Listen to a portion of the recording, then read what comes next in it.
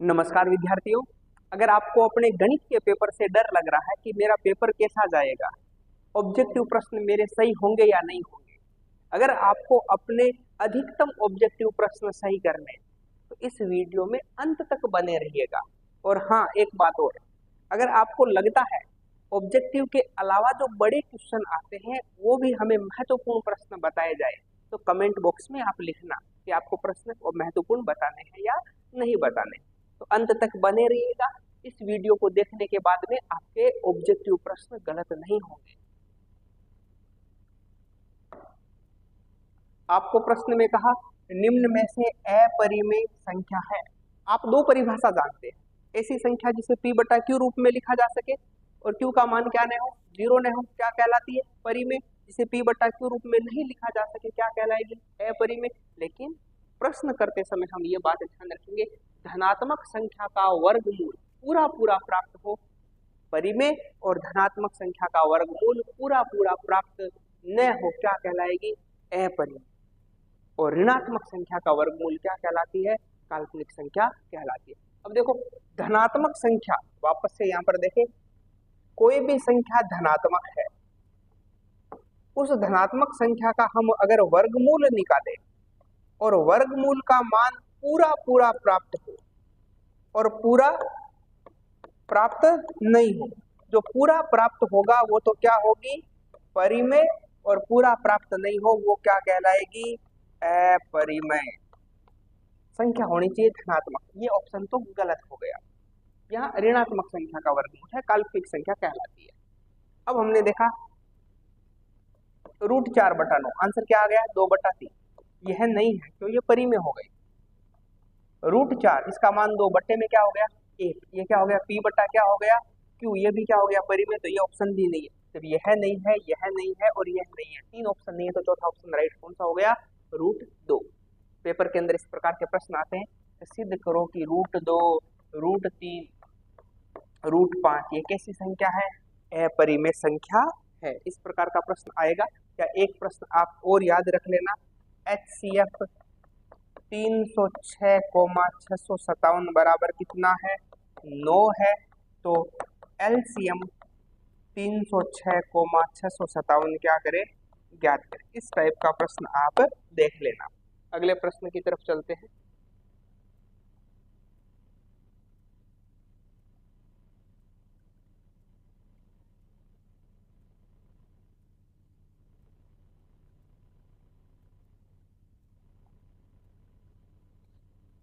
आपको प्रश्न के अंदर क्या कहा, निम्न में से कौन सा कथन सही है, निम्न में से कौन सा कथन सही है, HCF A, B गुणा LCM A, B। बहुत ही महत्वपूर्ण प्रश्न है। इस प्रश्न से संबंधित 2-3 सवाल होते हैं। देखिए, HCF गुणा LCM बराबर क्या होता है, A गुणा क्या होता है, B। या दूसरी भाषा में मैं कहूं, दो आपके पास संख्याएं हैं, अगर A और B दो संख्या है उनका LCM low, HCF low, A और B दो संख्या है उनका क्या लो, LCM लो, उन दोनों का गुणा करो और जो दो संख्या है उनका गुणा करो, आपस में क्या आता है, बराबर आता है। तो आपके राइट आंसर क्या रहेगा, LCM गुणा HCF बराबर A गुणा B। ऑप्शन कौन सा राइट हुआ, B राइट हो गया। अगले प्रश्न की तरफ बढ़ते हैं। इसी के पैटर्न में एक प्रश्न, आपको क्या कहा, दो संख्याओं का गुणनफल कितना है, 1200 है। आपके पास दो संख्या A और B मान लो, तो दो संख्या मान लो A और कौन है, B है। इनका गुणनफल यानी A गुणा B कितना दिया, 1200। आपको कहा इसका HCF कितना है, 10 है, और आपसे कह रहा है LCM क्या करे, ज्ञात करे। आप जानते हैं LCM गुणा HCF बराबर क्या होता है, A गुणा B, जो अभी पढ़ा है। तो हमने लिखा LCM गुणा HCF बराबर A गुणा B। LCM कितना है, ज्ञात करना है। HCF कितना है, 10 बराबर 1200, 1 0 से 1 0 कैंसिल, तो LCM बराबर क्या आ गया, 120। ऑप्शन क्या हो गया, ए राइट हो गया। अगले प्रश्न की तरफ चलते हैं।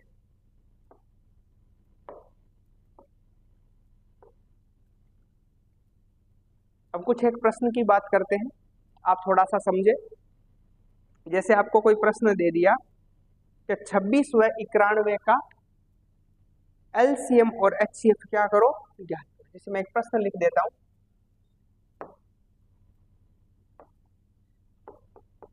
आपको कहा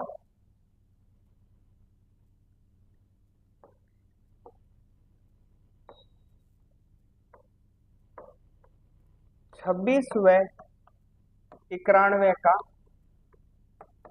एलसीएम व एचसीएफ क्या करें, ज्ञात करें। ये प्रश्न है। तो हम जानते हैं जो संख्याएं दी गई है उसका अभाज्य गुणनखंड करेंगे।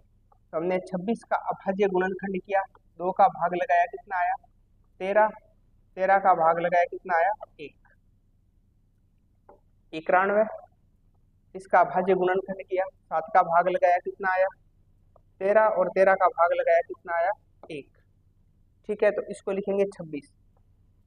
26 बराबर लिखा 2 गुणा कितना लिखा 13, और 91 बराबर क्या लिखा 7 गुणा 13। मैं यहाँ पे जगह छोड़ रहा हूँ या लिख रहा हूँ, 13 गुणा क्या लिख रहा हूँ 7 लिख रहा हूँ, एक बार आपके समझाने के लिए। यहाँ 2 की घात कितनी है 1 है, या कुछ भी नहीं है, 2 की घात कितनी है 0 है, या 7 की घात 1 है, या 2 7 की घात कुछ नहीं है, कितनी है 0 है। तो हम बात करते हैं एचसीएफ। एचसीएफ का मतलब घात कैसी लेते हैं, छोटी और क्या लेते हैं बराबर। तो यहाँ छोटी घात कौन है, इन दोनों में 2 की घात 0, ये नहीं लेंगे। यहाँ क्या हो गया बराबर, यानी 13, और 1 और 0 में छोटी घात 0 की लिखेंगे नहीं, आंसर तो एक ही आना है। तो एचसीएफ यहाँ कितना आया 13, और एलसीएम यहाँ कितना आ गया, बड़ी घात लेंगे। तो बड़ी घात 2 की घात 0 और 2 की घात 1 में बड़ी कौन है 2 की घात 1, इन दोनों में 13, और इन दोनों में क्या आ गया 7 की घात क्या आ गया 1। तो 13 7 91 गुणा 2 कितना आ गया 182। इस टाइप के प्रश्न भी आपसे पूछे जाएंगे। अगला प्रश्न, जैसे आपको प्रश्न में कहा 140 का अभाज्य गुणनखंड करो। तो 140 का अभाज्य गुणनखंड करते हैं। जैसे 140 है, इसके पीछे कितने हैं 2 है, तो भाग किसका जाएगा 0 है, तो भाग किसका जाएगा 2 का, तो कितना आ गए 70, 2 का भाग गया कितना आ गए 35, 5 का भाग गया कितना है 7, और 7 का भाग गया कितना आ गया 1। तो 140 बराबर कितना आ गया 2 गुणा 2 गुणा 5 गुणा कितना आ गया 7। तो 2 की घात 2 गुणा 5 गुणा क्या आ गया 7। अगर आपसे कहे इसकी घात का योगफल भी बताओ, तो घात का योगफल, तो घात का योगफल यहाँ कुछ नहीं है, मतलब कितनी घात है 1 1, तो 2 + 1 + 1, तो घात कितनी आ गई 4। अगले प्रश्न की तरफ बढ़ते हैं।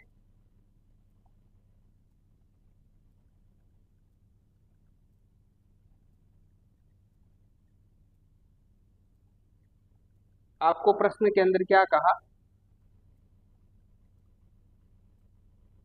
कि किसी बहुपद p ऑफ x के लिए y = p ऑफ x के ग्राफ में शून्यांकों की संख्या क्या करें, ज्ञात करें। अब यहां ध्यान रखें y = p ऑफ x है, इसका जो अगर ग्राफ बना रहे हैं, ग्राफ x अक्ष को जितनी जगह से काटेगा उतने ही उसके क्या होंगे शून्यांक होंगे। तो यहाँ यह रहा x अक्ष, इसको कितनी जगह से ग्राफ को काटा, ये आपके पास में x अक्ष है, इस x अक्ष को ग्राफ ने कितनी जगह से काटा 1 2 और कितने 3, तो शून्यांक की संख्या कितनी आ गई 3 आ गई। जैसे और आपको प्रश्न देवे, जैसे आपको ये ग्राफ दिया और आपको कहा शून्यांक की संख्या बताओ y = p ऑफ x में, तो 1 और 1 2, तो शून्यांक कितने आ गए 2। अगर आपको कहा इसमें शून्यांक बताओ, तो 1 2 और कितने आ गए 3। आपको कहा y = p ऑफ x में शून्यांक की संख्या बताओ, तो ये y x को काट रहा है, तो x को काट ही नहीं रहा है, तो शून्यांक की संख्या क्या हो जाएगी जीरो हो जाएगी। और एक बात ध्यान रखें, महत्वपूर्ण बात बता रहा हूं,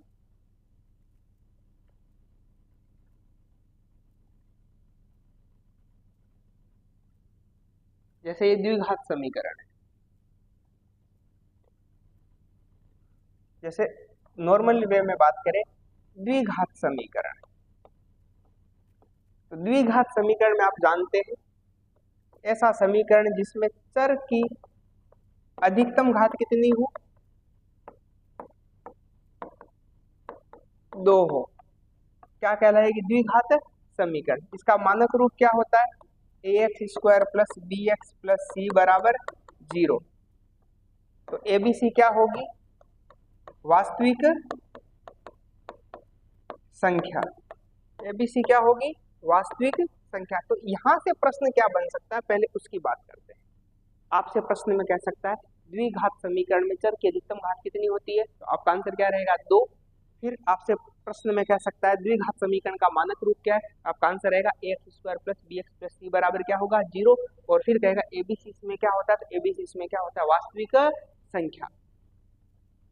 अब तीसरा प्रश्न क्या पूछ सकता है, तो द्विघात बहुपद x² प्लस के 7x प्लस 10 के क्या करो, शून्यांक ज्ञात करो। तो x² प्लस के 7x और प्लस के 10, इसके हमें क्या ज्ञात करने हैं, शून्यांक। तो इसके अंदर देखो अंदर वाली संख्या कितनी है, 7 है, बाहर वाली संख्या देखो, बाहर क्या कुछ नहीं है, कितना, एक को मैं 10 से गुणा कर रहा हूँ, तो बाहर वाली संख्या कितनी मिली, 10। तो हम कहते हैं अंदर वाली संख्या यानी 7 को ऐसे 2 टुकड़ों में तोड़ो, तो जोड़े तब तो 7 ही आए, और गुणा करे तब कितना आना चाहिए, 10। तो 5 और 2 कितने होते हैं, 7, और 5 को 2 से गुणा किया कितना हुआ, 10। तो यहाँ लिखा x² प्लस के 5x प्लस के 2x और प्लस के 10 बराबर 0। यहाँ से x कॉमन आया तो अंदर बचा x प्लस के 5, और यहाँ से 2 कॉमन आए तो अंदर बचे x प्लस 5 बराबर 0। समान जोड़ा एक बार यानी x प्लस 5, और दूसरा वाला क्या लिखा,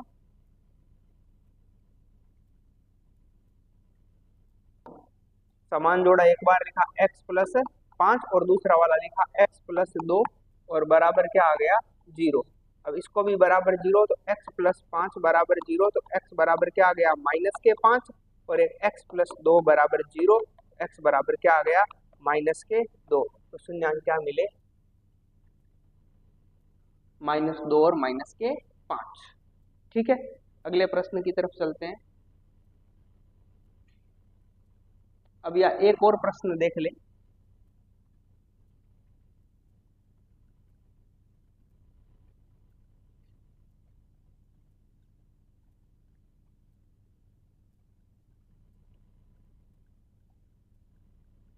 आपको प्रश्न कोई द्विघात समीकरण दे देता है ax² plus bx plus c बराबर 0। तो इसमें एक संबंध होता है, शून्यांक, इसके द्विघात समीकरण है, इसके शून्यांक कितने होते हैं, 2 होते हैं। उन 2 शून्यांकों को हम क्या मान लेते हैं, अल्फा, और क्या मान लेते हैं, बीटा। तो शून्यांकों और गुणांकों में संबंध, गुणांक कौन हो गए, a b, और कौन हो गए, c।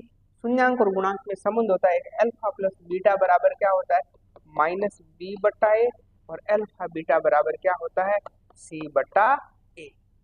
अब अगले प्रश्न की तरफ बढ़ते हैं।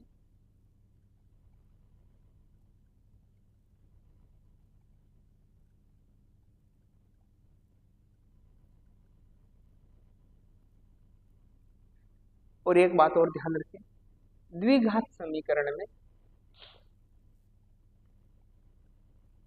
जो चौथी प्रश्नावली है के मान वाली, वहां से एक प्रश्न आएगा, आगे इस प्रकार का प्रश्न हम पढ़ने वाले हैं। ठीक है, तो अब देखो आपको प्रश्न क्या कहा, तीसरी प्रश्नावली के अंदर 2 चर रेखिक समीकरण का 2 सरल रेखाएं,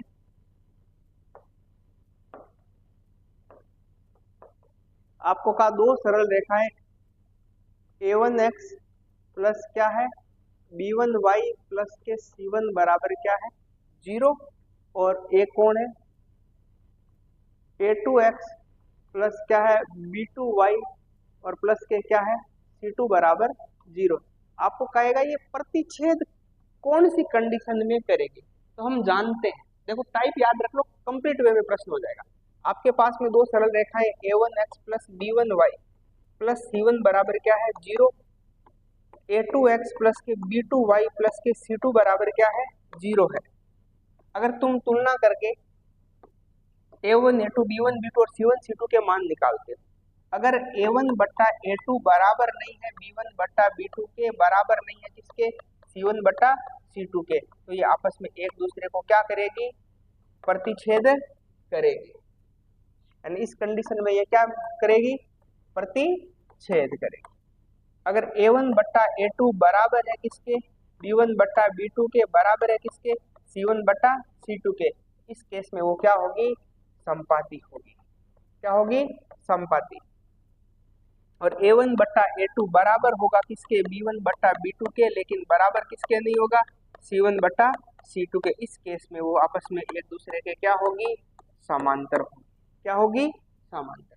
तो आपको का प्रतिच्छेद कब करेगी, जब A1 बट्टा A2 क्या हो, बराबर किसके हो, नहीं हो B1 बट्टा B2। ठीक है। अब और दूसरी बात, अगर आप ध्यान रखें तीनों मान बराबर है, तीनों मान बराबर नहीं है, इस केस में क्या होगा, संगत, और दो बराबर एक बराबर नहीं, क्या होगा, असंगत। जब प्रतिच्छेद करेगी उसका हल कैसा होगा, अद्वितीय हल। संपाती के अनेक हल होंगे और समांतर का क्या होगा, कोई हल नहीं होगा। अगले प्रश्न की तरफ बढ़ते हैं। ध्यान रखें, बहुत ही महत्वपूर्ण प्रश्न है, बहुत ही महत्वपूर्ण है। बस आप बने रहिएगा और भरोसा रखना, पूरी क्लास देखना। आप जब पेपर दे के आओ वापस इनमें से मिलाना कितने प्रश्न आए, बस भरोसा रखना और पूरी क्लास देखना। आपको प्रश्न के अंदर क्या कहा, मूलों की प्रकृति क्या करे, ज्ञात करे। आपको पता है मूलों की प्रकृति का फॉर्मूला क्या है, मूलों की प्रकृति का फॉर्मूला b² माइनस 4ac क्या है, d बराबर b² minus 4ac। X square के पास वाला मान a का मान 2, x के पास वाला b का मान -3 और c का मान कितना 5, फॉर्मूले में रख दो। तो क्या आया, -3 का स्क्वायर -4 इंटू 2 इंटू 5, 9 माइनस 8 पंजे 40, तो कितना आ गया, -31। अब ध्यान रखिए क्या आ गया, -31। अब आप जानते हैं, आपको बताएगी ये बात कि अगर d का मान 0 से बड़ा आया तो मूल वास्तविक और क्या होंगे, भिन्न भिन्न। d का मान 0 के बराबर आया तो मूल वास्तविक और क्या होंगे, समान। d का मान 0 से छोटा आया तो मूल क्या होंगे, काल्पनिक होंगे, मतलब वास्तविक नहीं। तो d का मान आया 0 से छोटा मतलब माइनस में, तो मूल वास्तविक नहीं। मूल कैसे नहीं, वास्तविक नहीं। अगले प्रश्न की तरफ बढ़ते हैं।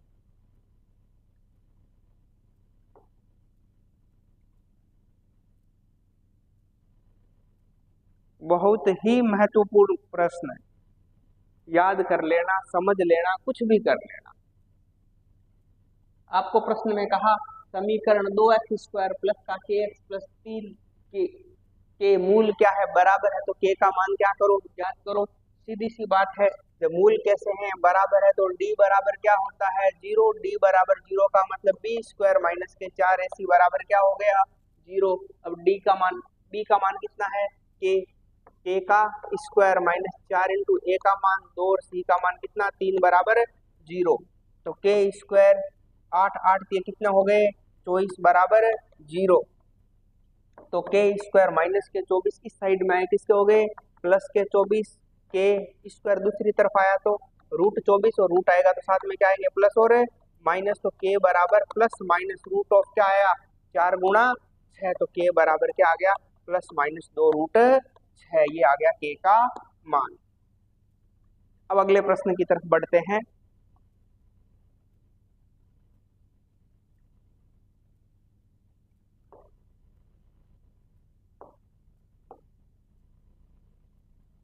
आपको कहा प्रथम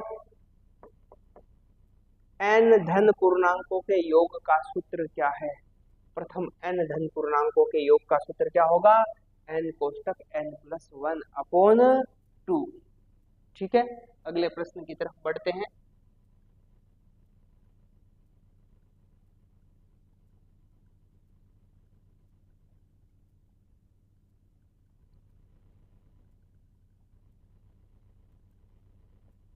आपको कहा समांतर श्रेणी 1/3, 5/3, 9/3 है, इसका सार्वंतर क्या है?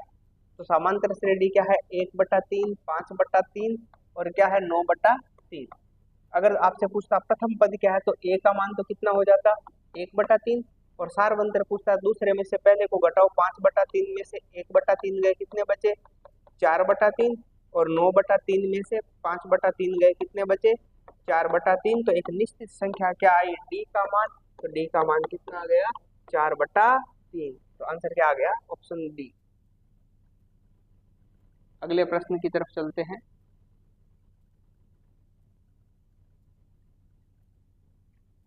बहुत ही आसान प्रश्न, बहुत ही अच्छा प्रश्न है। अब देखो प्रश्न के अंदर क्या कहा, किस आकृति में, आकृति में आपको बना के बता रहा हूं यहाँ पे।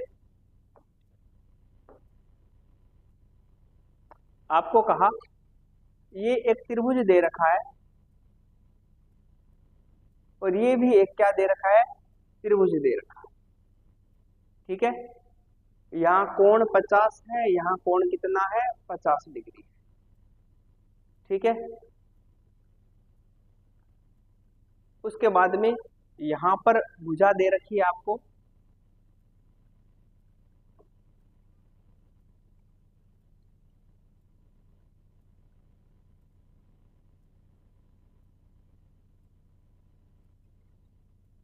दो सेमी, और यहाँ कितनी है? 4 सेमी। यहाँ 3 सेमी, यहाँ कितनी है? 6 सेमी। और आपको कहा इसमें समरूपता का कौन सा नियम लगेगा? दो भुजाएं अनुपात में और बीच में कोण अंतर्गत करता है, तो नियम कौन सा लगेगा? SAS का। अगले प्रश्न की तरफ चलते हैं कि बिंदु 3,4 की x अक्ष से दूरी बताओ। आपको कहा जाता है जब x से पूछे तो निर्देशांक किसका लिखना है? y का। तो यहाँ पर y का निर्देशांक कितना है? 4। तो ऑप्शन क्या राइट हो जाएगा? बी राइट हो जाएगा। अब अगले प्रश्न की तरफ चलते हैं।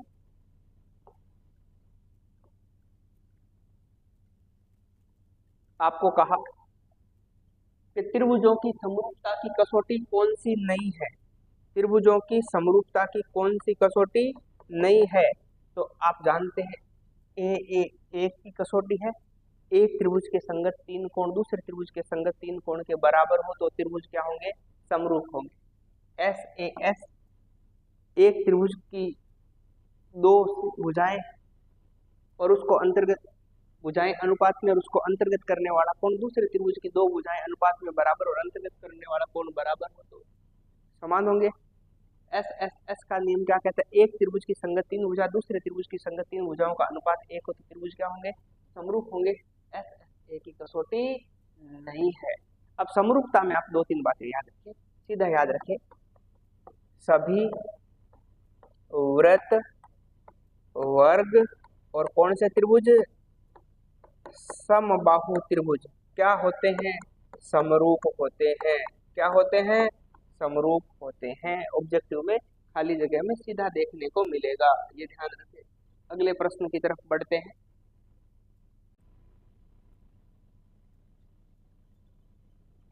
आपको प्रश्न के अंदर कहा बिंदु -3,6 किस चतुर्थांश के अंदर स्थित है? आप बेसिक कंसेप्ट के ऊपर ध्यान दें। ये आपके पास में क्वाड्रेंट है। अगर मैं क्वाड्रेंट की बात करूं तो ये आपके पास में x अक्ष है, ये x डैश है, ये y है और ये क्या हो गया? y dash. यहाँ होता है मूल बिंदु, मूल बिंदु के निर्देशांक क्या हो गए? 0,0। ये फर्स्ट क्वाड्रेंट, ये क्या हो गया? सेकंड, ये हो गया थर्ड, ये हो गया फोर्थ। पहले क्वाड्रेंट के अंदर x भी पॉजिटिव y भी पॉजिटिव, दूसरे के अंदर x नेगेटिव y पॉजिटिव, दूसरे के अंदर दोनों नेगेटिव, फिर x पॉजिटिव और y क्या हो गया? नेगेटिव। देखो x नेगेटिव y पॉजिटिव, कौन से क्वाड्रेंट में? Second quadrant. अगले प्रश्न की बात करते हैं।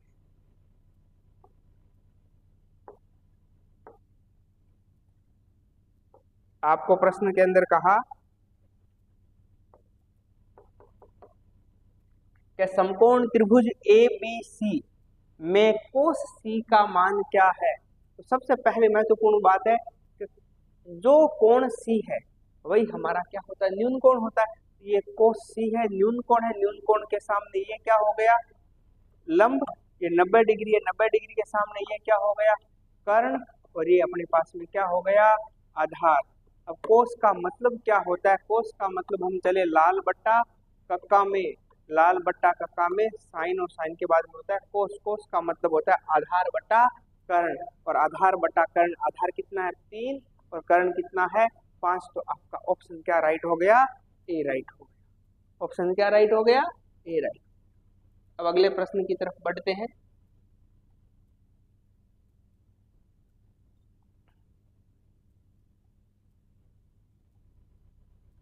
आपको कहा 5 सेमी त्रिज्या वाला एक कोई क्या है, वृत्त। ये 5 सेमी त्रिज्या का एक कोई क्या है, वृत्त।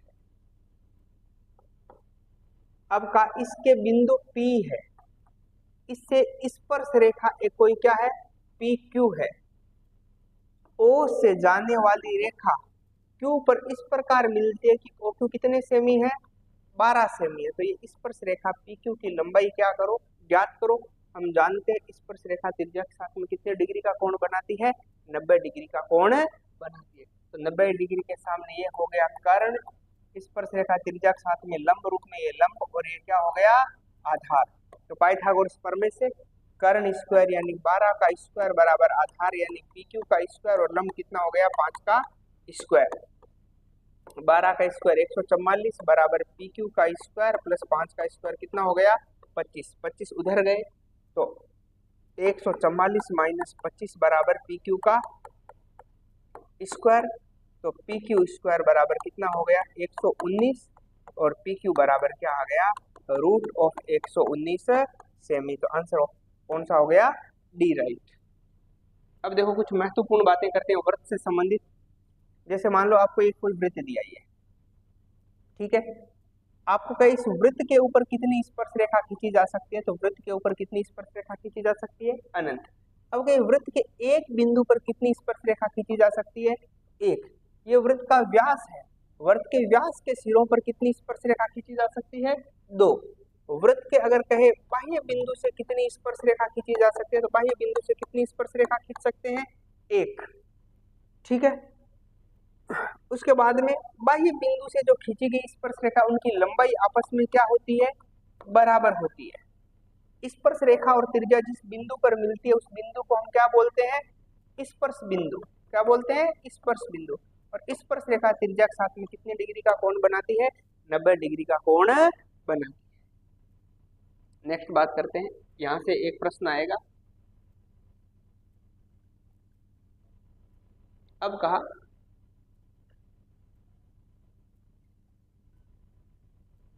कोण P वाले वृत्त के त्रिज्य खंड का क्षेत्रफल क्या करो, ज्ञात करो। आपको पता ही है त्रिज्य खंड का क्षेत्रफल क्या होता है, पाई आर स्क्वायर थीटा बटा 360 होता है।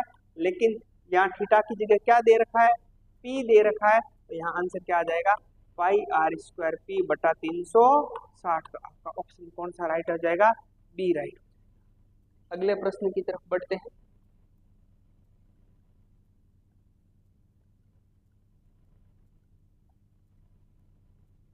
अब आपको कह रहा है सिर्फ फॉर्मूले, और एक बात ध्यान रख लेना, पेपर के अंदर कम से कम 2 फॉर्मूले आपसे पूछेगा। तो कौन कौन से फॉर्मूलों की बात कर रहे हैं, आपको कहा वृत्त का क्षेत्रफल। वृत्त का क्षेत्रफल क्या होता है, पाई आर स्क्वायर। दूसरा वृत्त की परिधि, वृत्त की परिधि क्या होती है, 2 पाई आर। उसके बाद में त्रिज्य खंड का क्षेत्रफल, पाई आर स्क्वायर थीटा बटा 360। उसके बाद में चाप की लंबाई, पाई आर थीटा बटा 180। उसके बाद में चतुर्थांश का क्षेत्रफल, चतुर्थांश का क्षेत्रफल 1/4 पाई आर स्क्वायर। उसके बाद में त्रिज्य खंड का क्षेत्रफल,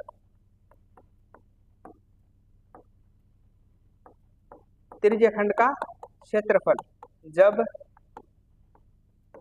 चाप की लंबाई ज्ञात हो तो त्रिज्यखंड का क्षेत्रफल क्या होगा, 1/2 L गुणा क्या होगा, R होगा। यहां से इतने में से एक फॉर्मूला वो पूछेगा। अगले प्रश्न की तरफ बढ़ते हैं, आयतन से संबंधित। आयतन में आपको पूछे घनाभ का आयतन। घनाभ का आयतन क्या होता है, LBH। उसके बाद में पूछे घन का आयतन, तो घन का आयतन क्या होता है, भुजा क्यूब। उसके बाद में बेलन का आयतन क्या होता है, πr²h। उसके बाद में शंकु का आयतन क्या होता है, 1/3 πr²h। उसके बाद में गोले का आयतन क्या होता है, 4/3 πr³ और उसके बाद में अर्धगोले का आयतन क्या होता है, 2/3 πr³ और बेलन में भी ध्यान रख लेना, एक तो बेलन का वक्र पृष्ठ होता है 2πr और एक शंकु का वक्र पृष्ठ क्या होता है, πr। ये दो फॉर्मूले आप याद और कर लेना। अब नेक्स्ट बात पे आगे बढ़ते हैं।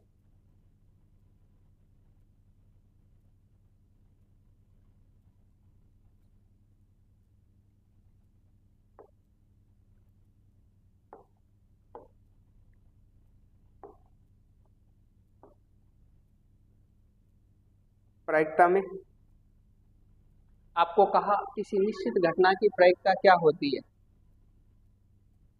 तो कुछ बातें आपको कहा निश्चित घटना की प्रायिकता क्या होती है, तो निश्चित घटना की प्रायिकता क्या होती है, 1 होती है। अब कुछ बातें, निश्चित घटना की प्रायिकता कितनी होती है, 1 होती है। अनिश्चित या असंभव घटना की प्रायिकता क्या होती है, 0 होती है। अभिप्रयोग की प्रारंभिक घटनाओं का योग कितना होता है, 1 होता है। किसी घटना का होना या न होना दोनों का योग भी कितना होता है, 1 होता है। तो प्रायिकता से संबंधित जो प्रश्न है, हमने एक और वीडियो बनाया है जिसमें महत्वपूर्ण 50 प्रश्न है, वहां पर आपको प्रायिकता के सभी प्रश्न मिल जाएंगे।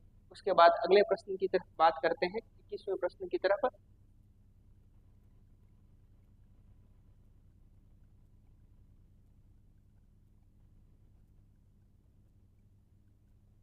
आपको प्रश्न के अंदर कहा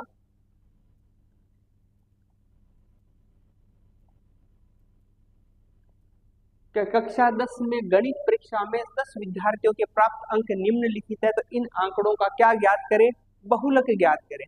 तो बहुलक में आप जानते हो जो संख्या सबसे ज्यादा बार आती है वही हमारा क्या होता है, बहुलक होता है। 10 कितनी बार है, 1 रेख 2 बार। 10 कितनी बार है, 2 बार। तो ऑप्शन में भी 9 कितनी बार है, 1 2 और कितनी 3 और कितनी बार है, 4 बार है। 9 कितनी बार है, 4 बार है। उसके बाद में 8 देखो कितनी बार है, 1 बार है। 8 ऑप्शन में नहीं होगा। 7 कितनी बार है, 1 बार है, ये भी बहुलक नहीं होगा। 4 कितनी बार है, 1 बार है, ये भी नहीं होगा। तो सबसे ज्यादा बार अपना कौन है, 9 है। तो बहुलक क्या हो गया, 9 हो गया। अगले प्रश्न की तरफ बढ़ते हैं।